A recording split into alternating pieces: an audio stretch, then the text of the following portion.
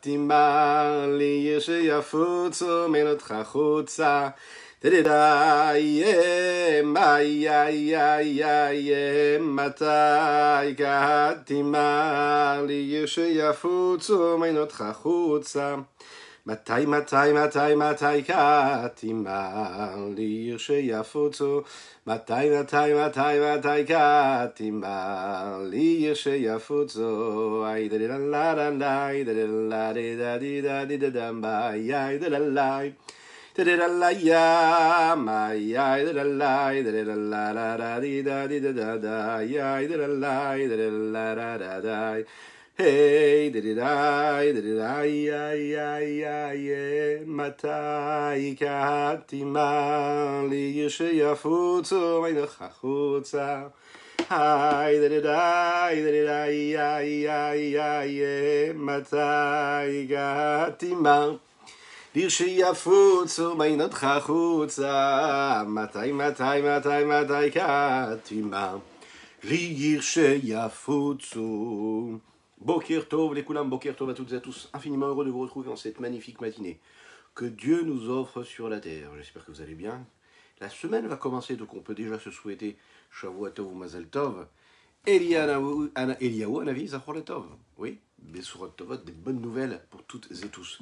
Nous en sommes donc à ce chapitre 8 sur Sha'ar Eichut Ve'emunah. Nous allons parler du bien, nous allons parler du partage, nous allons parler des belles vertus dont nous sommes dotés, et si nous sommes dotés de ces belles vertus, c'est qu'Akadosh Baruch Hu, ces vertus les a, puisque nous avons ce qu'Akadosh Baruch Hu a décidé de nous donner, et nous sommes, nous l'avons déjà dit, créés à l'image de Dieu, Betselem Elohim bara et Adam. Akadosh Baruch Hu a créé l'homme à son image, il a ses vertus, nous les avons donc également. De quelle façon nous les vivons? En fonction de ce que nous sommes capables de développer, de dévoiler de nos propres vertus. C'est ce que nous allons voir aujourd'hui dans notre Tanya du jour. Nous étudions pour le mérite de Moshe Mikael Saadoun. Et on va se souhaiter un très très grand Lechaim.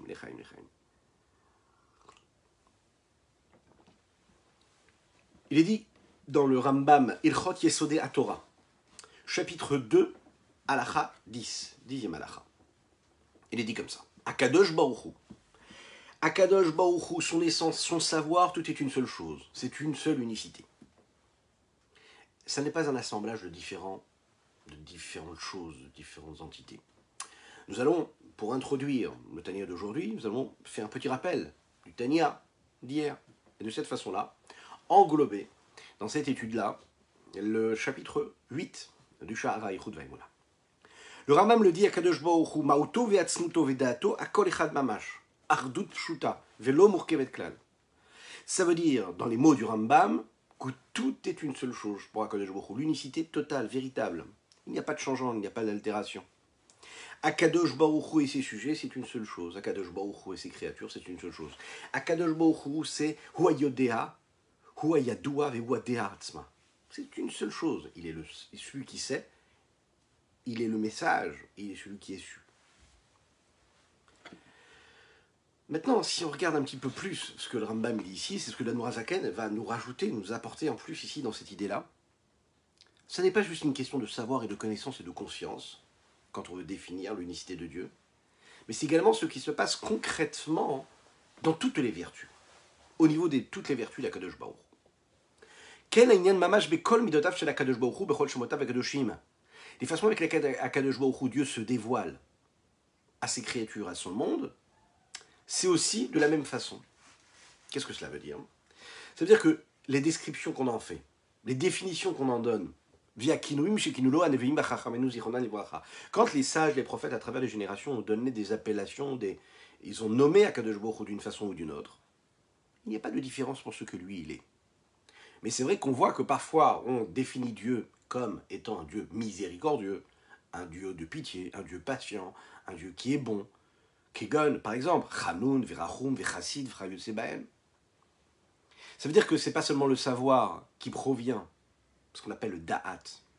Quand Rambam définit Shua Dea, Vewa Yodea, Vewa Yadoua, c'est pas seulement au niveau de la connaissance qui, elle, provient des trois vertus cérébrales dans lesquelles il y a ces différences-là, et ou dans lesquelles on pourrait dire qu'Akadosh Baruch Hu est dans une unicité totale. mais c'est également dans toutes les vertus d'Akadosh Baruch Hu, même celles qui correspondent à ce qu'on définirait Dieu à travers ses attributs, ces attributs qui seraient des traits de caractère, comme la bonté, la rigueur, la patience, la grâce, la miséricorde, etc. Vechen Mashinikra Chacham, quand on définit Dieu comme étant Chacham, un sage, mais qu'est-ce que ça veut dire que Dieu est un sage? Dans quel sens il est un sage? C'est une façon de le limiter. Ce qu'on veut dire ici, c'est qu'Akadosh Baruch Hu est un sage dans le sens où il va se définir en tant que tel, à nos yeux. Quand on dit par exemple Dirtiv Vigamu Chacham, dans Ishaya il est dit comme ça. Il est Chacham, Dieu est Chacham. Qu'est-ce que ça veut dire que Dieu est Chacham? Vechen Ritzono, quand nous parlons du Ratzon d'Hachem. Le Ratzon, c'est la volonté suprême, qui correspond au Keter, la couronne céleste. Rotse Hachem et Iréav, le David Amelach le dit dans les Télim, dans les psaumes. Dieu veut quoi et Iréav, ceux qui le craignent. Ou bien avec Chafetz Resedou, dans les Télim également, mais aussi dans Micha, dans le Tanakh. Il est dit qu'Akadosh Baruch Hu souhaite le Chesed. C'est-à-dire qu'il aime la bonté, il veut la bonté. Est-ce que ça veut dire que la bonté, c'est un trait, c'est une vertu qui est détachée de ce qu'il est lui? Non, c'est l'unicité totale qui s'exprime à travers aussi cette forme de définition. Lorsque l'on parle d'une personne qui est bon, qui est patient, qui est rigoureux, etc., est-ce que c'est une façon de le définir dans un trait et grâce à un trait de sa personnalité, ou est-ce qu'on le définit en tant que tel, c'est-à-dire qu'on le limite à ce qu'il est? Parce que la définition, ça limite. Est-ce que parce que ça limite, ça perd de l'unicité auprès de Dieu? Non, c'est ce que nous allons voir. On continue. Akadosh Baruch Hu, il veut la teshuva de tous ceux qui font des fautes. Ok. Et il ne veut pas l'inverse. Vous savez, dans la tefila de Neila, qu'on prononce à la fin de la tefila de Yom Kippour, et c'est aussi interprété les textes du Yecheskel, du prophète Yecheskel, nous disons comme ça. Verotzi bitshuvatam shel reshaim, il veut la teshuva des reshaim. Ve'eno chafetz bemitatam ou birshaatam, il ne souhaite pas leur mort ni toutes les mauvaises actions qu'ils pourraient commettre. Ou bien, ou teor enaim mereot bara, dans Chabakouk, il est dit comme ça. Akadosh Baruch Hu ici, on le voit, c'est ce que nous fait ici Ben Mourazaken. Il énumère, à travers tous ces versets-là, qui ramènent ces références-là, les différentes vertus dont Akadosh Baruch Hu est doté. Par exemple, la chorma, la sagesse, le keter, la couronne céleste, le ratzon, le chafetz, c'est-à-dire la volonté, le désir, le souhait. Il y a cette unicité totale avec Akadosh Baruch Hu. Là même, Enrit Sotno, Chormato, Midat, Chazdo, Verachmanuto, ou chez Ar, Midotav, Osifimbo, Ribouille, Verkava, Chazveshalom, Bemoto, Vatsputo, sa volonté, sa sagesse, sa vertu de bonté, de miséricorde et toutes les autres vertus ne rajoutent pas quelque chose à ce qu'il est lui. Elles ne multiplient pas, elles ne sont pas, c'est pas un assemblage de différentes entités, différents traits de caractère qui vont donner quelque chose, une unicité. Pas du tout. Akadosh Baruch Hu, il est unique, son essence est unique. Le Nourazaken ici va nous dénombrer toutes les sphirotes une après l'autre dans l'ordre. Uretsono, qu'est-ce que c'est? Sa volonté, c'est la Keter, la séphira du Keter. Chochmato, ou Vinato, Vedato, Chochma Binadat, les trois vertus cérébrales. Chochma Binadat. Ensuite, nous avons quoi? Midat Chazdo, Chesed, la vertu de Chesed, Gevurato, Rachmanuto, Rachamim, Tifarto, le Tiferet, Midat Tiferet. Aklula Mechazdo Gvurato, la Mida, la vertu de Rachamim, c'est une vertu qui inclut, qui est englobée des deux autres vertus, Chesed et Gvura. Pour avoir de la Rachamim, de la miséricorde, il faut qu'il y ait automatiquement de la bonté, de la rigueur. Pourquoi? Parce que la miséricorde, c'est comme de la bonté, si vous voulez. Qu'est-ce qu'on fait quand on est miséricordieux? On donne, on partage. Ok. A priori, c'est pareil. Chesed, la bonté, c'est quoi? C'est de donner. Rachmanut, Tiferet, c'est quoi? C'est de donner aussi. Quelle est la différence entre Chesed et Tiferet? Il y a une différence entre ce que l'on fait quand on donne par Chesed ou quand on donne par Rachamim. Quand on donne par Chesed, c'est-à-dire parce qu'on donne parce qu'on aime. Donc, celui qui donne aime. Donc, il donne parce qu'il aime lui. Alors que quand on donne par pitié ou miséricorde, on ne donne pas parce que nous aimons donner ou nous aimons la personne. On donne parce que celui qui reçoit a besoin de recevoir. Et ça, c'est pas du tout pareil. Quand on donne avec du chesed, c'est pas considéré comme dans les besoins de celui qui reçoit. On donne en plus. On donne avec largesse, c'est-à-dire qu'on donne un petit peu plus que ce que la personne qui reçoit a besoin de recevoir. C'est par cela qu'on définit notre générosité. On dépasse le minimum. Hein, on va chercher quelque chose en plus. Donc on donne autre chose. C'est bien sûr que c'est beau. Et pourquoi c'est beau? Parce qu'en fait, ça ne considère pas les limites de la personne. On ne sent pas qu'on est là pour combler un manque. On est là pour ajouter quelque chose. Donc c'est ce qu'on appelle de la bonté pure. Bien sûr que elle a une limite, parce que quand on n'aime pas, eh bien on ne donne pas. Donc ça veut dire que quelque part, ça dépend aussi de ce que nous sommes nous. Alors que celui qui est dans la miséricorde, il est beaucoup plus objectif, il va donner parce qu'il doit donner, parce que celui qui doit recevoir doit donner, doit recevoir. Et ça c'est différent. Donc on voit qu'ici, qu'il y a une différence. Quand on définit Dieu en tant qu'un Dieu qui récède, fait de bonté, ou qu'un Dieu qui est fait de miséricorde, ça reflète quelque chose de différent. Lechaim, lechaim, lechaim.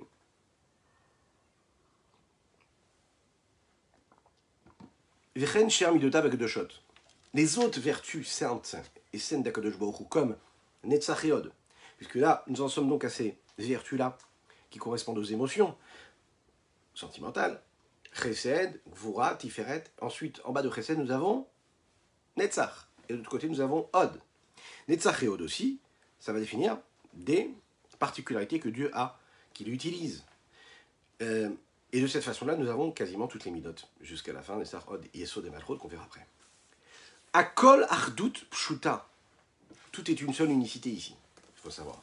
Mamash, véritablement, Shei Yatzmuto Mouto, ces vertus-là ne sont pas en train d'ajouter des vertus à ce qu'est l'essence même de Dieu, mais c'est Dieu lui-même. C'est ce que nous dit ici le Rambam, au niveau par exemple du Da'at. Qu'est-ce que c'est le Da'at? Chochma Bina Da'at. Da'at c'est quoi? Da'at c'est le savoir, c'est la conscience, c'est l'attachement qui est entre ce que j'ai compris et ce que je vais ressentir, ce que je vais engendrer à travers toutes les capacités que je vais avoir dans mon esprit, dans ma conscience, mais aussi dans mes émotions. Le Rambam ici il est en train de nous dire qu'ici, regardez dans les mots ce qu'il dit, que moi je katav Rambam zichrono livracha shidavar ze en kor bape leomro velo beozen ishmoa velo belavadam la kirol brouillon.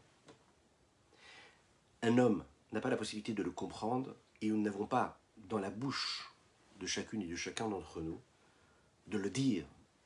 Une oreille n'a pas la possibilité de comprendre. Un cœur n'a pas la possibilité de comprendre, de le saisir. Ça nous dépasse complètement. Parce que nous sommes vraiment détachés et nous ne sommes pas dans cette unicité que Dieu, lui, a. Puisqu'il en est ainsi, tout ce que nous pouvons saisir, c'est seulement ce qu'on pourra comprendre à travers des métaphores, des allégories, des exemples. C'est ce qui va nous permettre de nous rapprocher un petit peu de ce que Dieu peut être à travers notre compréhension. Pourquoi? Ki Adam etzayer besichlo kol amuskalot. Pourquoi? Parce que l'homme en réalité peut tout essayer. Intellectuellement, il va réfléchir à toutes sortes, différentes manières de comprendre et de saisir. Akol kemot she'embo. Tout ce qu'il va réussir à comprendre, c'est en fonction de ce que ces choses et ces éléments sont, ces notions sont, et ce qu'il a en capacité de comprendre. Prenons un exemple. Kigon, un homme, shirotze letzayer besichlo maut haratzon ou maut chochma ou bina ou da'at ou maut midat chesed verachamim vechayotze baen, ou metzayer kulam kemot she'enbo. La capacité de compréhension qu'un homme peut avoir, le Rav Adin Even Israël donne une explication assez intéressante et le dit de cette façon-là.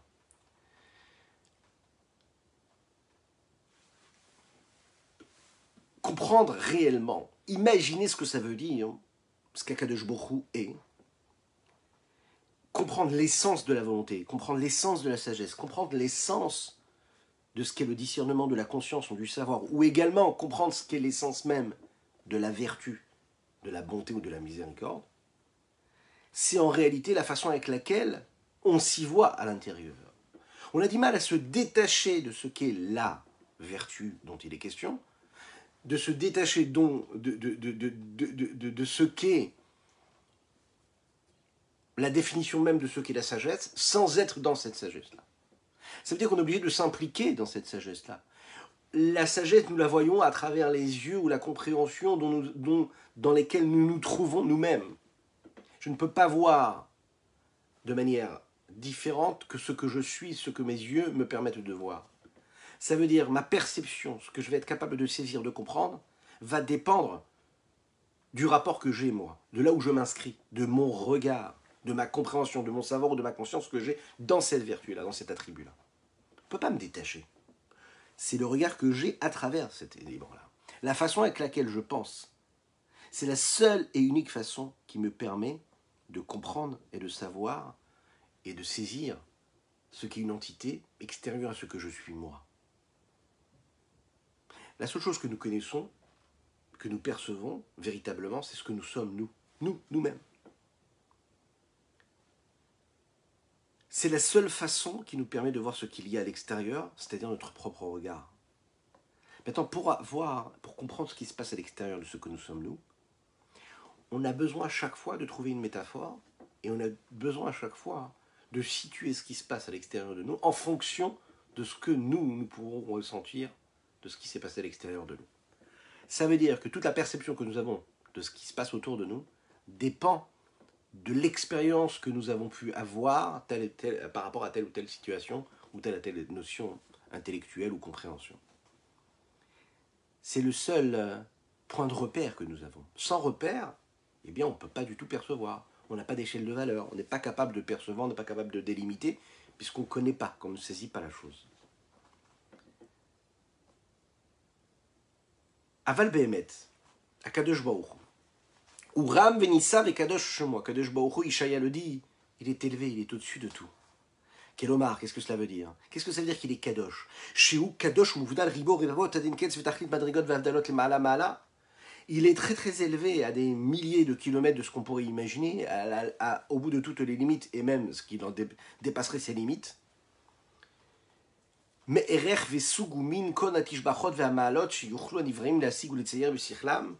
de toute valeur, de toute espèce, de toutes sortes, de louanges, de glorifications et de valeurs qu'on serait capable de donner et que les prophètes ont pu donner à travers l'histoire, pour essayer d'imaginer dans leur intellect et de comprendre et de définir ce que Dieu est, la grandeur de Dieu. Quand on dit Kadosh, quand on dit que Dieu est saint, c'est très compliqué, il n'y a pas de définition claire, précise à cela. Quand on dit Kadosh, en réalité, c'est que nous parlons de ce qui est séparé, ce qui n'est pas le reste. Il est autre. Le Kadosh, il est essentiel, dans le sens essence du terme. Ce qui dépasse les limites, les descriptions. Comme par exemple, vous savez, quand on donne la notion de Kedusha, quand on parle d'un Sefer qui est Kadosh, d'un livre qui est saint, d'un objet qui est saint. C'est pas parce qu'ils sont plus proches de Dieu que nous ne le sommes, ou qu'un autre élément serait proche de Dieu, parce que tout est une créature de Dieu. Qu'est-ce qui fait que cet élément est Kadosh? Qu'est-ce qui fait que le Beth Amikdash, il est Kadosh? Qu'est-ce qui fait qu'un Sefer Torah, c'est Kadosh? Des Téphilines, c'est Kadosh, c'est saint. Toutes ces appellations que nous donnons ici, c'est qu'on veut dire tout simplement que c'est un élément, c'est un objet, c'est une notion, c'est une journée, c'est un moment de vie qui est séparé du reste du temps. C'est séparé du reste des éléments, des autres choses. C'est séparé non pas seulement de notre essence, mais c'est aussi, ça dépasse toute parole et toute glorification qu'on serait en mesure de pouvoir en donner, qu'on pourrait s'imaginer dans notre conscience. C'est pas seulement Akadosh Baruch Hu qui est séparé de ce que nous sommes nous, c'est aussi son nom qui est séparé. La façon avec laquelle il va se tourner vers chacune et chacun d'entre nous, vers ses créatures, et la façon avec laquelle les créatures se tournent vers lui, c'est spécial, c'est Kadosh, c'est spécial. Quand nous disons qu'Akadosh Baruch Hu est Chacham, on l'imagine bien quand on le définit en tant que tel, en tant que sage, on oublie de dire, et en fait on le pense, on le sait, il est sage même si on sait très bien que l'essence même de sa sagesse, la valeur et l'espèce de sagesse dont il va être question, va correspondre à l'échelle de valeur de la sagesse que nous sommes capables de comprendre en fonction de nos limites à nous. Donc même quand on est en train de définir Dieu en tant que sage, cela dépend de notre perception à nous, d'être limité. Sa chorma, qui est une chorma kdosha, une sainteté qui est pure, qui est sainte, cette chorma-là qui se trouve au niveau complètement différent, à des milliers de kilomètres de ce que l'on pourrait imaginer nous-mêmes, et qui est séparée de tout ce qu'on pourrait nous-mêmes imaginer, saisir, comprendre. Parce qu'on est très très éloigné de cet infini-là. Donc ça va dépendre de nos limites à nous, de notre perception. Pourquoi? Le Rabbi Shlomo Zalman nous le dit comme ça. Il est dit dans Mishlei, Reshit Chochma Irat Hashem.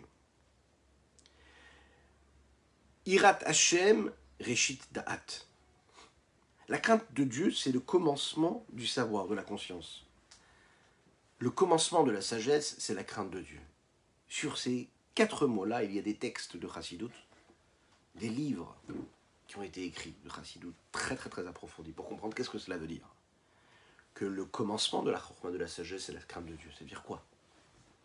Ça veut dire quoi que la sagesse, c'est la crainte de Dieu? A priori, la sagesse, c'est quelque chose d'intellectuel, c'est un état intellectuel.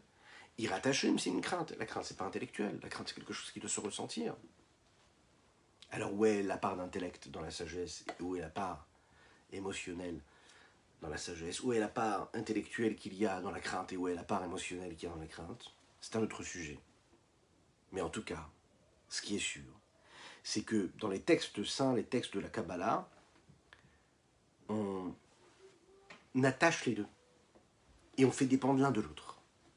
Il y a une identification entre ces deux perceptions-là, au point de nous dire que le commencement, c'est la sagesse, et la sagesse, c'est le commencement. La sagesse, c'est le commencement, et le commencement, c'est la sagesse. En quoi cela peut avoir une incidence, et en quoi ça peut nous permettre de comprendre un petit peu plus ce qu'est Dieu, par rapport à ce que nous sommes nous. L'Echaim, l'Echaim, l'Echaim.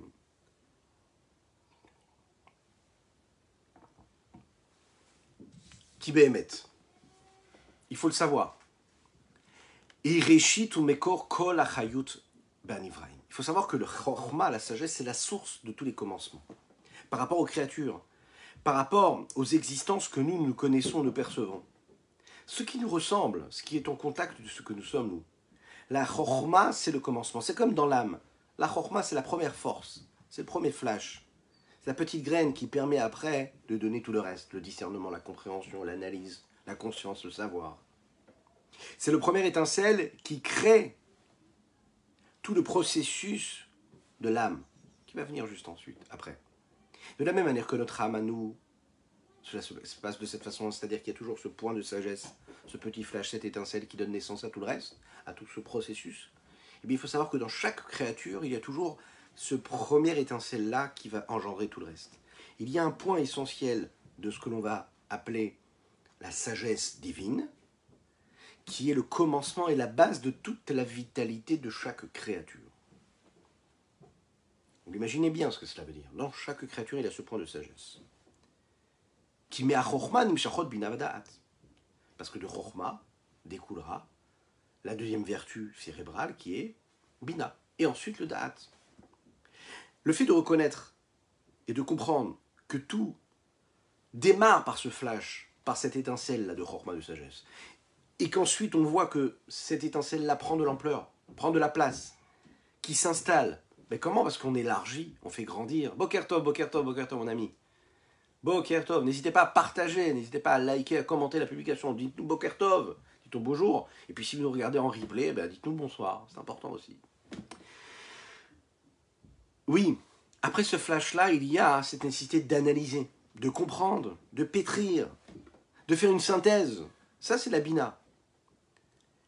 On fait en fait de cet état intellectuel l'existence même de ce que nous sommes. On existe à travers cette analyse, cette synthèse-là intellectuelle. Et ça, c'est la da'at. La da'at, c'est que j'ai compris, j'ai analysé, j'en fais une conscience et j'agis en fait en fonction de ce dont j'ai compris, ce que j'ai compris. C'est pas possible que l'intellect va comprendre et va saisir quelque chose sans que cela engendre quelque chose dans la conscience. Ça ne peut pas rester cérébral. Ça passe automatiquement dans le da'at. Ça se rattache avec ma conscience et ce que je fais, ce que je suis, ce que je ressens. De ces 3 cérébrales-là, Chochma, Bina, Da'at, vont venir en fait toutes les vertus qu'il y a dans l'âme intellectuelle. Les midot dont nous avons parlé tout à l'heure et qui définissent aussi toutes nos émotions, l'amour, la bonté, la miséricorde et tout ce qui y ressemble. elles vont dépendre de la capacité que j'ai intellectuelle à saisir, à comprendre, à analyser, à faire une synthèse de ce que j'ai réussi à comprendre par cette étincelle de chorma, de sagesse qui est venue tout au début. La preuve. La preuve, c'est ce que nous voyons chez un enfant. On dit katan en bodaat. Un enfant n'a pas de da'at, n'a pas de conscience, n'a pas de savoir. Qu'est-ce que cela veut dire? Lechaim. La capacité, ce potentiel de connaissance, de saisissement, de compréhension, il l'a, mais amoindri, compressé, condensé, rétréci.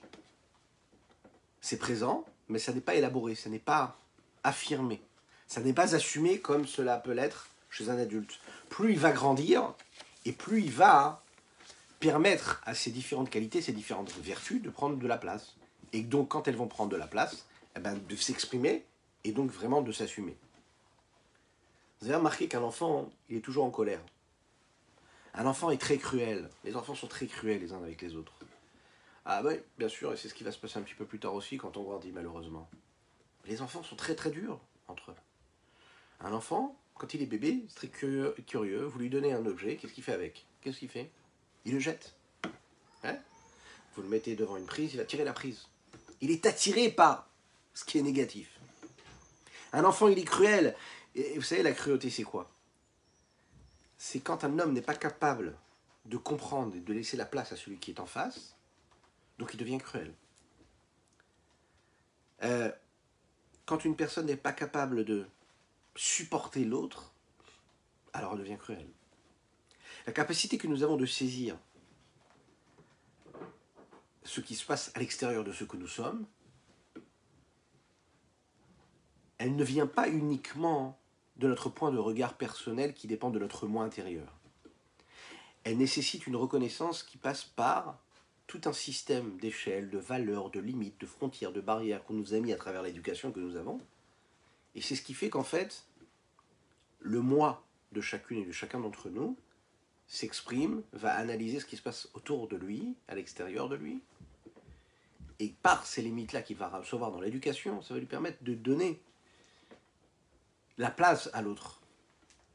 La capacité que nous avons à passer, à pouvoir passer de l'autre côté de ce que nous sommes nous, c'est-à-dire de voir ce qui est en face, de percevoir le monde de l'autre et de ne pas s'arrêter à son monde à soi-même, ce qu'un enfant fait en général, c'est-à-dire qu'il est autocentré, être capable de comprendre au point même de s'identifier à l'autre, c'est la capacité qui dépend de nos forces intellectuelles et précisément, le Tanya ici nous le dit, le Ravadin Ben Israël l'explique très bien, le da'at. Est-ce qu'on est capable d'utiliser notre da'at? Et c'est ça la force d'une personne qui est éduquée, qui va étudier, qui va se travailler, c'est qu'elle travaille avec le da'at. Le da'at, c'est la conscience. De rattacher ce que j'ai compris avec ma conscience, avec ma vie, avec mes émotions, avec ma vie avec les autres, avec mon entourage.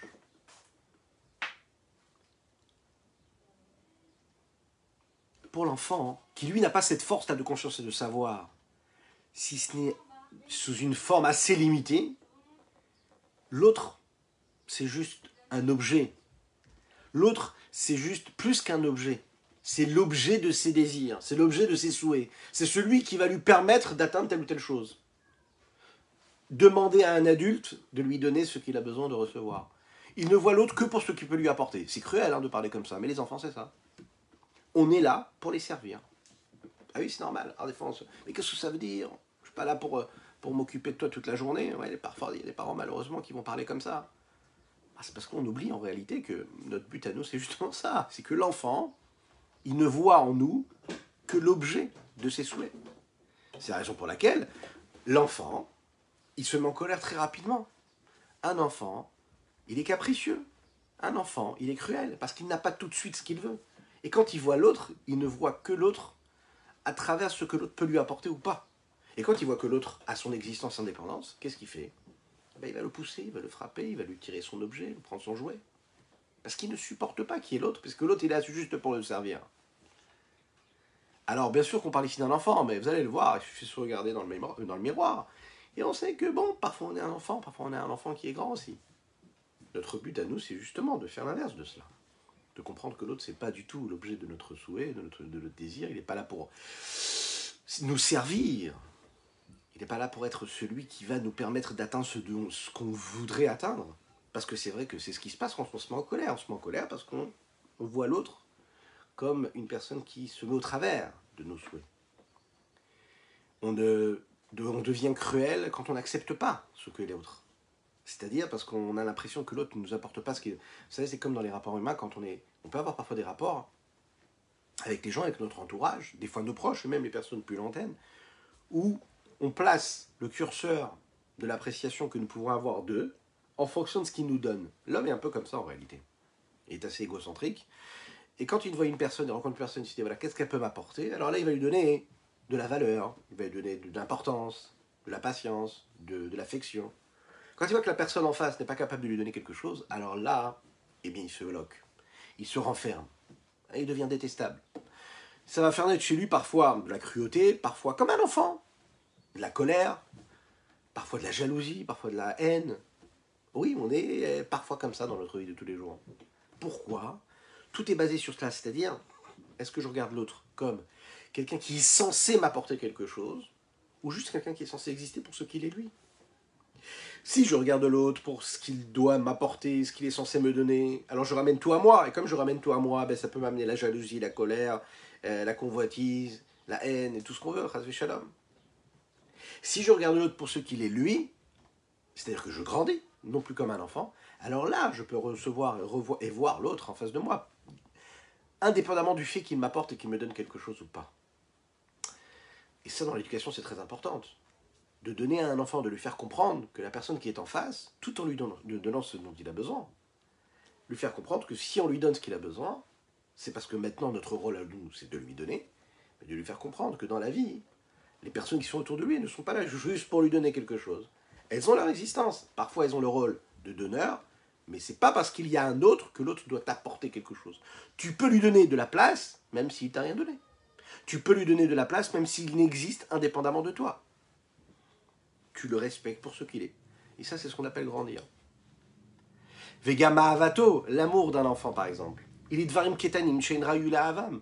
Un enfant, il va aimer les petites choses. L'amour, c'est comme la conscience, c'est comme le savoir, c'est comme la capacité à engendrer en nous des perceptions et des connexions sentimentales. Oui, c'est la hava, l'amour. Mais un enfant, il va aimer des petites choses, il ne va pas aimer des grandes choses. Il va aimer des petites choses parce qu'en fait, tout est petit chez lui. C'est sa conscience qui va lui dicter qu'est-ce qu'il doit aimer, qu'est-ce qu'il ne doit pas aimer. Et si son da'at, si sa conscience elle est restreinte, elle est petite, une personne qui va moins étudier la Torah, une personne qui va moins élargir, moins faire grandir en lui cette capacité d'analyse, de synthèse cérébrale, et surtout des valeurs de la Torah, de l'Akdusha, de la sainteté, tout ce qu'il va percevoir sera influencé par cela. C'est elle qui va décider ce qu'il doit aimer ou ce qu'il ne doit pas aimer. L'amour qu'il a est en correspondance avec ce qu'il est capable de comprendre, de saisir. On a expliqué dans d'autres endroits que tout ce qui pousse un homme à être ce qu'il est, toutes les vertus, par exemple le sentiment, il n'est pas créé justement parce qu'un homme il a réussi à comprendre quelque chose. On sait aussi que les sentiments, les émotions, peuvent être indépendants de ce qu'on a réussi à faire naître intellectuellement. Ça vient de ce qu'est l'âme, ça fait partie de l'âme, de ce qu'elle est, de sa richesse. Mais ils ne peuvent s'exprimer que parce qu'il y a le da'at juste avant. C'est-à-dire qu'il y a ces émotions à l'intérieur de l'âme de l'homme, mais ces émotions-là ne vont s'exprimer, cette reconnaissance, elle va s'exprimer quand on va se fixer des objectifs, des buts, que le da'at, lui, va initier, qu'il va mettre en mouvement. En fait, Chokhmah bina da'at sont nécessaires pour justement développer ces différentes vertus, comme par exemple l'amour qu'on peut avoir pour une chose ou pas. La sagesse, la compréhension, le discernement, l'esprit de synthèse. être capable d'être conscient et d'avoir ce savoir-là de connexion, c'est ce qui va créer le processus de l'âme ensuite. Le da'at, c'est celui qui apporte la connaissance du domaine du sentiment, qui apporte cette connexion-là. La sagesse, elle, c'est réchit, comme nous l'avons dit juste avant. C'est le commencement. C'est le fait de savoir qu'il y a autre chose. C'est la raison pour laquelle la chorma, qui est déjà le fait de savoir qu'il y a quelque chose, c'est le commencement, c'est le départ, le début de toutes ces autres midotes-là.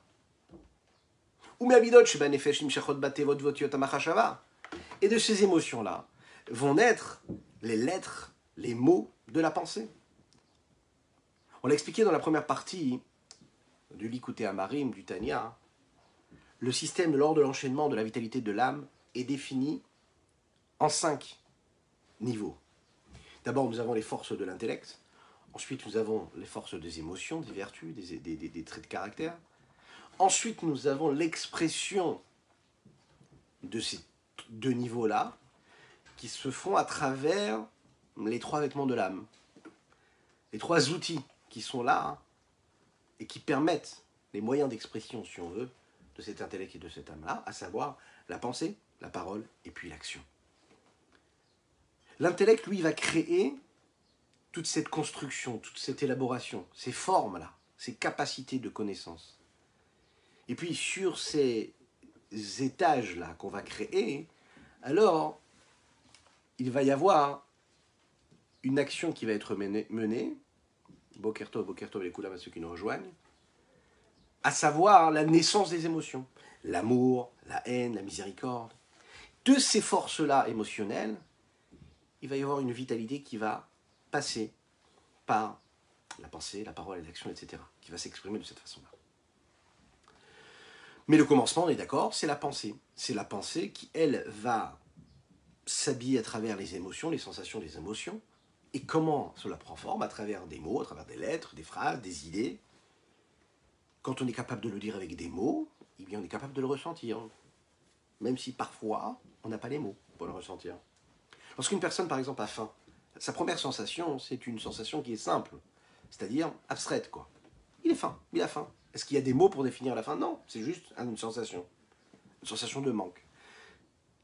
A priori, est-ce que c'est une émotion qu'il est capable, une sensation qu'il est capable de transmettre à l'autre ou d'expliquer? Il n'est même pas capable de se l'expliquer à soi-même, à lui-même. Il a faim parce qu'il a faim. C'est en réalité la première porte au reste de ses capacités intellectuelles.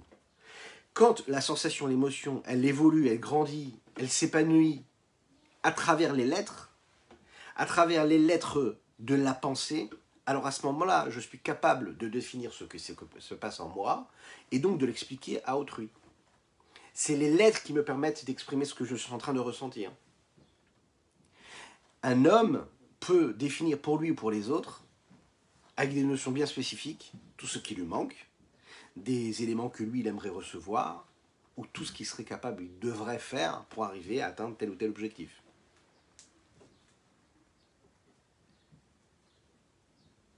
C'est un langage qui nous a été donné, et quand on pense avec les lettres, on pense avec les mots, et donc on a la capacité de transmettre, et même nous-mêmes de mettre des mots, c'est ce que nous disons toujours d'ailleurs, réussir à mettre les mots sur ce que nous ressentons. D'ailleurs, l'importance et la valeur, la richesse phénoménale que Dieu nous a donnée à travers les mots de la parole, c'est que c'est ce qui permet, dans les situations qui sont compliquées, parce qu'on est capable de mettre des mots sur des situations, sur des émotions, c'est comme ça qu'on peut s'en sortir. Une personne qui réussit à mettre des mots sur des problèmes qui peuvent lui arriver, sur des émotions, sur ce qu'elle ressent, plus elle est capable d'étayer, de dire avec des mots, des phrases, ce qu'elle ressent, et plus ça lui permet d'extérioriser. D'ailleurs, c'est ce qu'on fait avec un enfant ou même un adulte, en psychologie, etc. On fait ressortir ce qu'il y a dans les profondeurs de l'âme.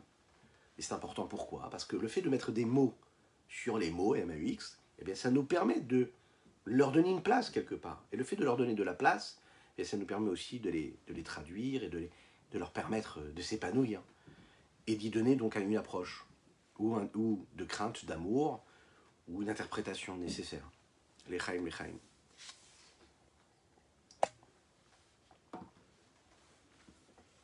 Il faut savoir que la pensée, elle considère et elle pense à ce qu'elle aime. C'est elle qui englobe, qui entoure les sentiments différents, qui leur donne une certaine forme bien définie. C'est ce qui donne aux émotions la possibilité de s'ouvrir, et mieux que cela, d'apporter et d'amener à l'action.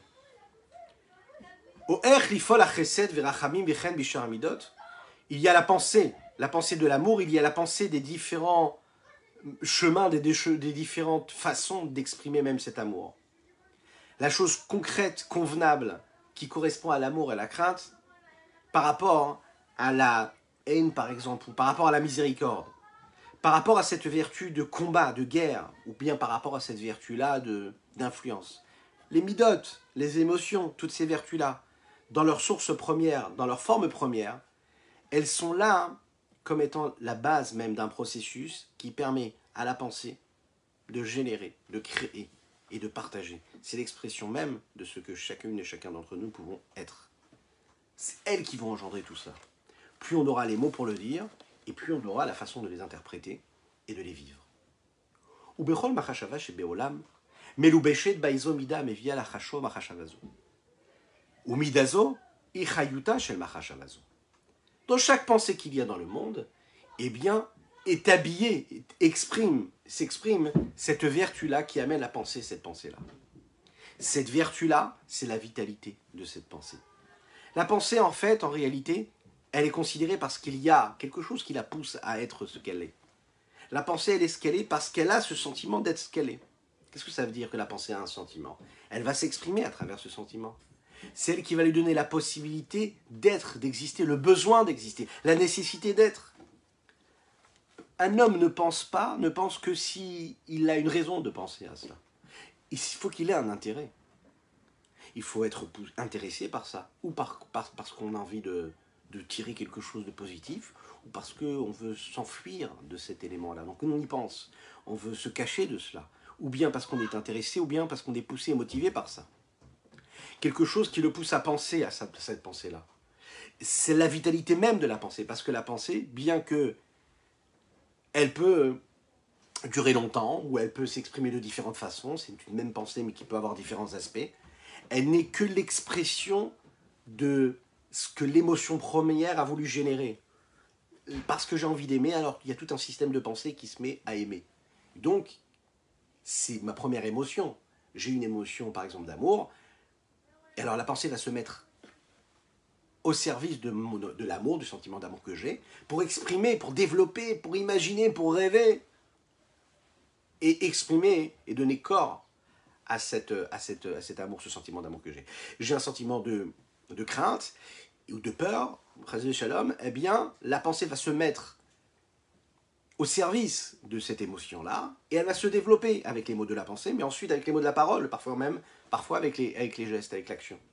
Donc, Machashavadi Burumase, la pensée, la parole et l'action, ces trois outils-là, ces trois moyens d'expression, ces trois levushim, vont servir quelque part, c'est chacune de nos émotions-là.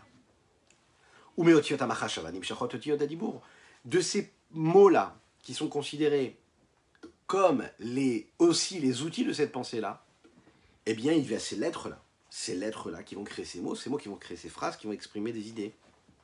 Les lettres de la parole, ce sont d'une certaine manière les lettres de la pensée, mais qui deviennent des mots, des lettres qui permettent la communication, le partage, l'influence. Si la pensée exprime quelque chose de profond, la parole, c'est l'expression de l'âme envers autrui, avec celui qui est à l'extérieur. La parole, c'est elle qui crée le lien avec l'extérieur, c'est elle qui dévoile ce qui est dans les profondeurs.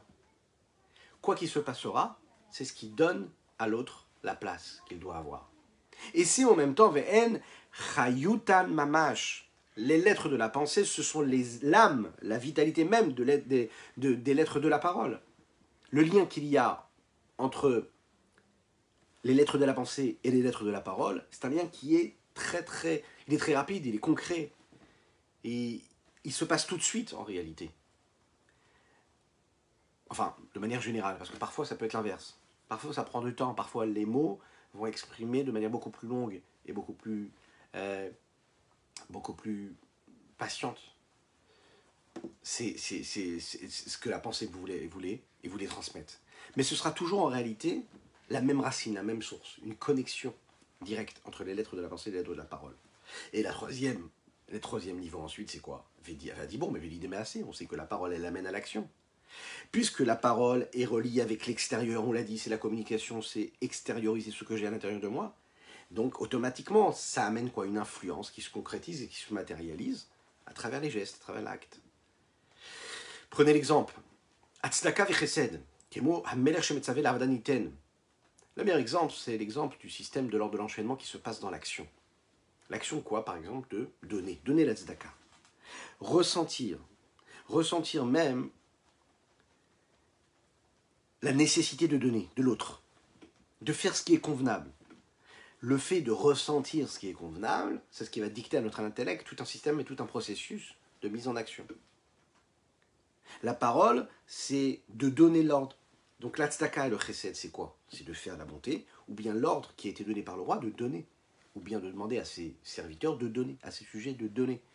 Donc, il va y avoir la nécessité de donner, il va y avoir aussi le fait de donner l'ordre de donner. Et donc la parole va être mise à contribution. Lorsque l'on reçoit l'ordre de donner, alors la première expression a donné naissance à la deuxième expression. C'est-à-dire une expression, une concrétisation, une matérialisation de ces émotions-là, de ces ressentis de manière réelle.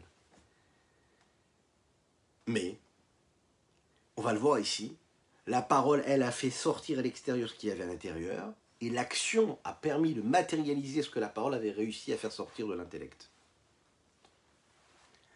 Et c'est la dernière idée que nous allons développer aujourd'hui.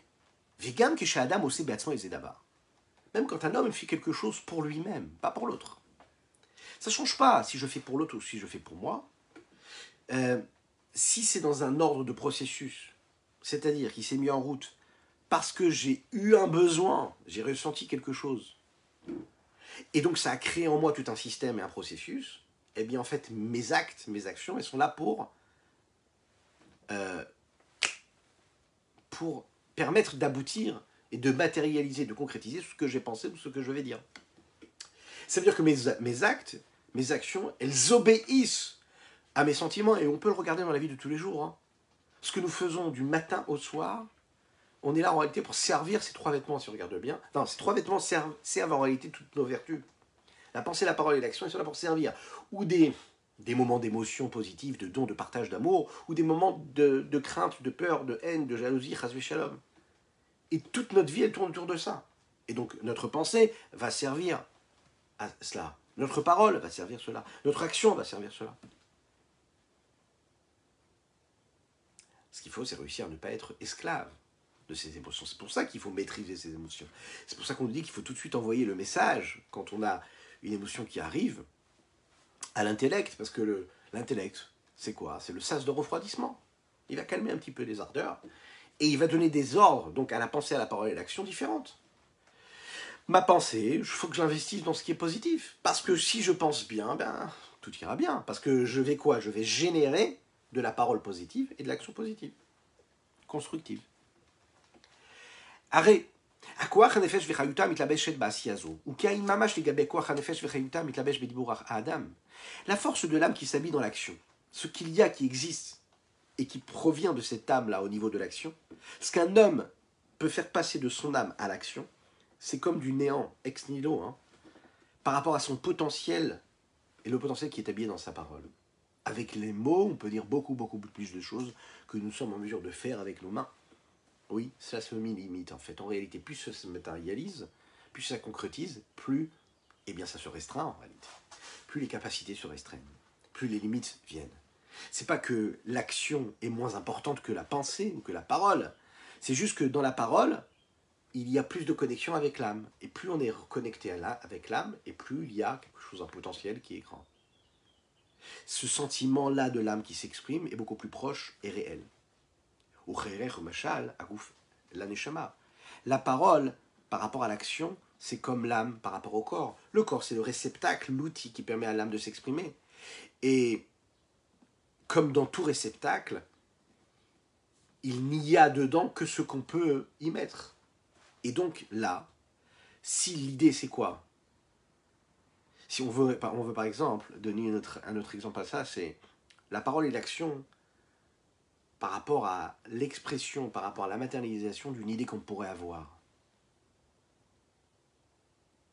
on l'imagine bien, souvent quand on a une idée de génie, comme on a tous, des super inventions, des super idées, des super concepts. Entre le concept et la concrétisation et la matérialisation, il y a un monde entier. Et c'est justement pour cela. Le niveau encore plus élevé, c'est quoi? C'est le rapport qu'il peut y avoir entre la distance qu'il y a entre la parole et la pensée. La parole, nous l'avons dit, c'est la communication avec l'extérieur. Je ne fais pas, je ne transmets pas, et je transmets que ce que je peux donner à l'autre en fonction de ce que j'ai pu ressentir à l'intérieur de moi. Je ne peux pas lui transmettre quelque chose que je n'ai pas saisi. Pour qu'il puisse le comprendre, il faut que moi je puisse aussi l'intérioriser, cette idée-là. Je peux transmettre un sentiment, je peux transmettre une idée que parce que moi-même je peux le vivre de cette façon-là. La sensibilité dont je suis et qui fait ma richesse, c'est celle qui va me permettre de créer, de générer quelque chose pour l'autre, pour autrui. Ce qui est très intéressant, entre parenthèses, c'est que plus la personne va être dans cette sensibilité exacerbée, moins elle va se sentir être, donc moins son moi va s'exprimer, et plus l'autre aura de la place. C'est la raison pour laquelle les grands sages, les grandes sadikim sont des êtres qui aident tellement les autres, qui influencent, qui donnent tellement. Ils sont tellement, et en même temps ils ne sont pas. Et c'est parce qu'ils réussissent à ne pas être, qu'ils s'expriment que parce qu'ils sont pour les autres. Pourquoi?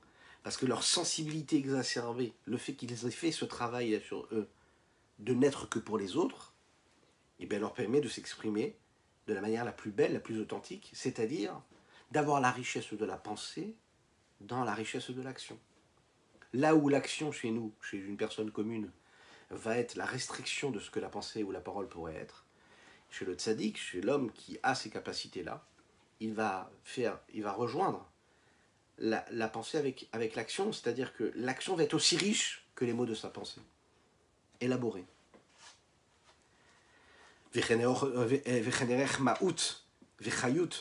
Amida, le rapport qu'il y a entre la parole, juste avant, c'est des mots de la pensée vers la vertu, vers le trait de caractère. La pensée, c'est juste le moyen de permettre à cette vertu-là de s'exprimer, d'être, d'exister. Dans l'expression de la vertu, par exemple dans un sentiment d'amour ou de crainte, par rapport à un objet, par rapport à une façon, par rapport à quelque chose que je voudrais générer, il n'y a que très très peu de l'essence même de cette pensée qu'il pourrait y avoir.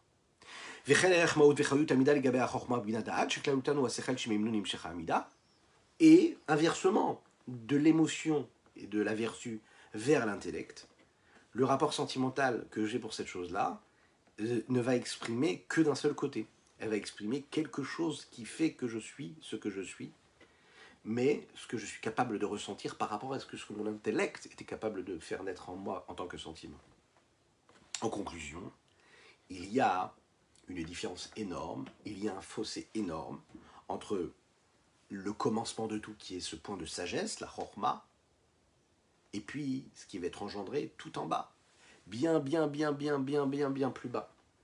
Il y a un fossé énorme entre les deux, bien que la chorma ce soit le commencement des forces, des potentiels de connaissance, de conscience, et l'action qui est l'expression même, la dernière, qui matérialise les potentiels de mon âme. Il conclut le Admorazaken en lui disant tout ça, c'est ce qui se passe dans l'âme de l'homme, qui se passe dans l'âme de toutes les créatures qui se trouvent dans tous les mondes supérieurs et inférieurs. Chez toutes et tous, la base de tout, le point culminant, la source de tout, c'est ce point de sagesse, cette chorma, le commencement de tout. C'est celle qui crée, qui fait naître. La sagesse exprime, elle est la source, l'intellect qui fait vivre la vertu, la vertu qui fait vivre la pensée qui fait vivre la parole qui fait vivre l'action. Il en ressort que la pensée, c'est le niveau premier de l'intellect et c'est le niveau premier de l'existence de l'homme dans son ensemble. Dans l'ordre de l'enchaînement, ce qu'on appelle le Seder Ishtalshelut, c'est-à-dire quand on va chercher toutes les forces, tous les potentiels, tous les outils que l'âme peut avoir, il n'y a pas plus haut que la Chorma. C'est le commencement et la source de toute notre vitalité. C'est ce qu'on va chercher ici, à comprendre, ce qu'on va chercher à intérioriser, et c'est ce qu'on va se souhaiter chacune et chacun d'entre nous. Be'ezrat Hashem, de s'enrichir de toutes ces belles notions-là que nous avons développées dans le chapitre 8 du Sha'ar HaYichud Ve'Emunah, que cela puisse nous influencer, nous rapprocher un petit peu plus de la venue de Mashiach, qu'on puisse se voir pour notre prochain rendez-vous à Yerushalayim, notre ville sainte, avec le Beth Amikdash et le Mashiach Tzidkenu. Nous avons étudié pour le mérite de Moshe Michael Sadoun ainsi que Leilou Nishmat Reb Reuven Ben Isser. Que Dieu vous bénisse et qu'il vous protège.